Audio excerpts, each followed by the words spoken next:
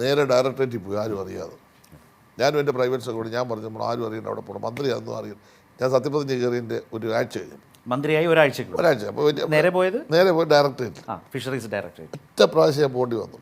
ഞാൻ ചെന്ന് അവിടെ കുത്തി ആ ഫ്രണ്ടിലിരുന്നു. ഈ ആളുകൾ വന്നിരിക്കുന്ന ഒരു ലോബിയുണ്ട്, അതിന് മുന്നിൽ ഇരുന്നു.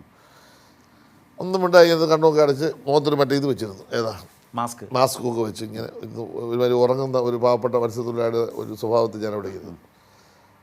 10 മണിക്ക് ഞാൻ കൃത്യം 10 മണിയായിപ്പിച്ചത് രാവിലെ.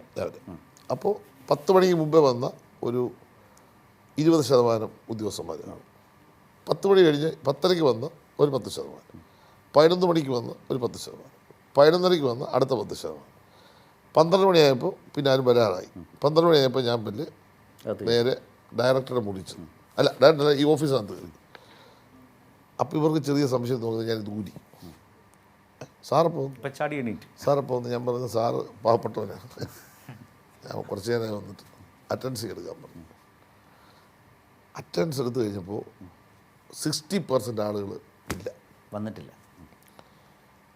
അപ്പം ഞാൻ ചോദിച്ചു എല്ലാ ദിവസവും ഇങ്ങനെയാണെന്ന്. അപ്പം എൻ്റെ സ്വഭാവം മാറി, എല്ലാ ദിവസവും ഇങ്ങനെയാണെന്ന് ചോദിച്ചു. അപ്പോൾ പറഞ്ഞു സാർ അത് നമ്മുടെ യൂണിയൻ പ്രവർത്തനം ഉള്ളതുകൊണ്ട് കുറച്ച് പേര് അതിന് പോയി.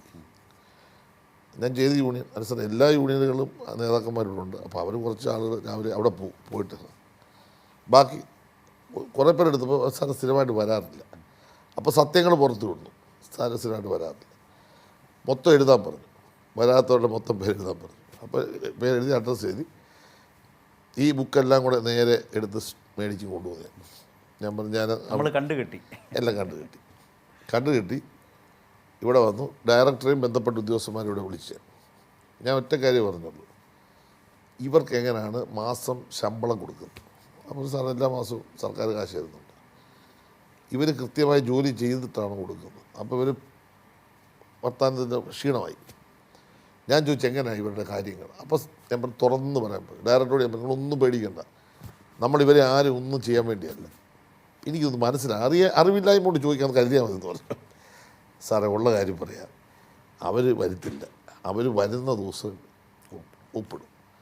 ഇനി ഞങ്ങൾ ഏതെങ്കിലും കാരണവശാൽ അത് വേണ്ടാന്ന് പറഞ്ഞാൽ ഞങ്ങൾക്ക് അവിടെ സ്വസ്ഥത കിട്ടത്തില്ല.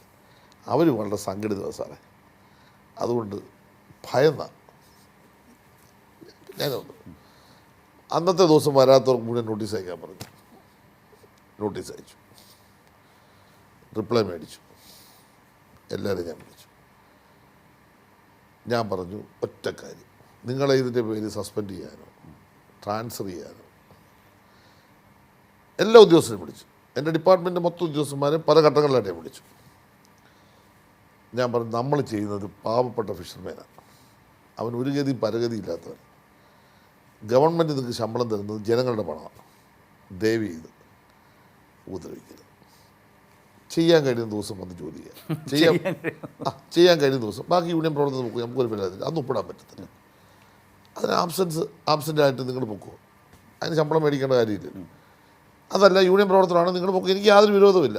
നിങ്ങളുടെ ആബ്സെൻസിൽ പുതിയ ആളിനെ വെക്കും, ഒരു തടസ്സമില്ല. നിങ്ങളെ ട്രാൻസ്ഫർ ചെയ്തിട്ട് ഒപ്പിട്ടില്ല ശമ്പളമില്ല.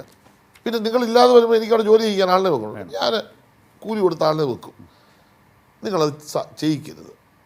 അല്ലാതെ ഞാൻ നിങ്ങളുടെ മണ്ടയ്ക്ക് കയറാനോ ഇടക്കുണ്ടാക്കാനോ, ഞാനൊരു പാവപ്പെട്ടവനാണ്, എനിക്ക് ആ സമൂഹത്തോട് കമ്മിറ്റ്മെൻ്റ് ഉണ്ട്. എന്നിട്ട് ഞാൻ പറഞ്ഞു നമ്മളൊരു ടീം. ആ ടീം എന്ന് പറഞ്ഞാൽ മന്ത്രി മുതൽ താഴത്തെ OA വരെ ഈ ടീമിൻ്റെ ഭാഗമാണ്. നമ്മൾ ഒരുമിച്ച് നിൽക്കണം. എൻ്റെ ശരത്തെ ഈ 5-ാം വർഷമാകുമ്പോൾ ഞാൻ പറയുന്നു, ഞാൻ അഭിമാനത്തിൽ പറയുന്നു, ഒരു ഡിപ്പാർട്ട്മെൻറ്റും ഇല്ലാത്ത ടീം വർക്കാണ് ഫിഷറീസ്. കാരണം എന്താണെന്ന് ചോദിച്ചു കഴിഞ്ഞാൽ അവരുടെ ഹൃദയത്തിലേക്ക് ഞാനൊരു ഇൻസ്പിറേഷൻ കൊടുത്തു. ഞാൻ പറഞ്ഞു അങ്ങേയറ്റം പാവപ്പെട്ട മനുഷ്യന് വേണ്ടിയാണ് നമ്മൾ പ്രവർത്തിക്കുന്നത്. നാളെ നിങ്ങൾക്കിത് ലഭിച്ചത് നിങ്ങളുടെ ഒരു കഴിവുകൊണ്ടായിരിക്കാം, പക്ഷേ അവർ ഈ സൊസൈറ്റിയിൽ ഈ സമൂഹത്തിൽ ഉയർന്നു വരണം.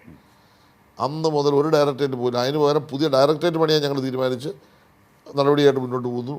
ആ ഡയറക്ടറേറ്റിൽ പിന്നെ എത്രയോ ഡയറക്ടർമാർ വന്നു, എത്രയോ ഉദ്യോഗസ്ഥന്മാർ വന്നു, ഒരു പരാതിയോ പരിഭവമില്ലാതെ ടീം വർക്ക്. അതിൻ്റെ ഭാഗമായി മത്സ്യഫണ്ട് ലാഭത്തിലായി. ഒരു 10-200 സൊസൈറ്റി കാലുകൾ ഡെവലപ്പ് ചെയ്തു, സ്വന്തം കാലം നിൽക്കാനുള്ള വരുമാനമായി.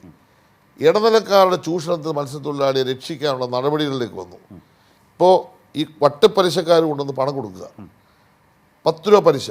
ഇപ്പോൾ രാവിലെ ഒരു 2000, 5000, 10000 മേടിച്ചാൽ മീൻ പിടിച്ചുകൊണ്ട് വന്നിട്ട് വിറ്റിട്ട് ആ പൈസ കൊടുക്കണം. അവർക്കൊക്കെ അറിയാം, അനുഭവസ്ഥരാണ്. അപ്പോൾ ഇങ്ങനെ വട്ടിപ്പലിശക്കാരെന്ന് പറഞ്ഞാൽ വട്ടിപ്പലിശ. അപ്പോൾ ഞങ്ങൾ തീരുമാനിച്ചു ഒരു നിയമം കൂടെ കൊണ്ടുവരണം. സൊസൈറ്റിയെ സ്ട്രെങ്തൻ ചെയ്തുകൊണ്ട് വേണം നിയമം കൊണ്ടുവരാൻ. അങ്ങനെ ഇടനിലക്കാരെ ഒഴിവാക്കാൻ വേണ്ടിയുള്ള നിയമം കേരള നിയമസഭയിൽ ഞാൻ അവതരിപ്പിച്ച് പാസ്സാക്കി. അതിൻ്റെ ചട്ടമായി നടപ്പാക്കി തുടങ്ങി. ഇപ്പം അതിന് വേണ്ടി harbour managing committee, fish landing managing committee എല്ലാം. വട്ടിപ്പലിശക്കാരുടെ ഒരു വട്ടിപ്പലിശക്കാരുടെ ആവശ്യം ഇനി വരില്ല. കുറഞ്ഞോ? അല്ല, അത് കുറഞ്ഞിട്ടുണ്ട്. ഇനിയിപ്പോൾ സൊസൈറ്റികൾ സ്ട്രെങ്തൻ ചെയ്യണം. സൊസൈറ്റികൾക്ക് നമുക്കിനി സ്ട്രെങ്തൻ ചെയ്യാൻ അവരെ സാമ്പത്തികമായി സഹായിക്കണം. അവരെ പാകപ്പെടുത്തിയെടുത്ത് സഹായിച്ചു വന്നാൽ 4%, 3%, 5% പൈസയ്ക്ക് ഈ മത്സ്യത്തൊഴിലാളിക്ക് ഡെയിലി പൈസ കൊടുത്താൽ അവർ തിരിച്ചുകൊണ്ട് അടച്ചോളും.